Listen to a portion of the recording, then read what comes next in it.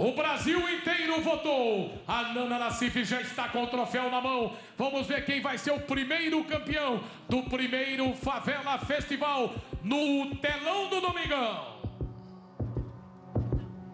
55% dos votos. Batuque de Gueto.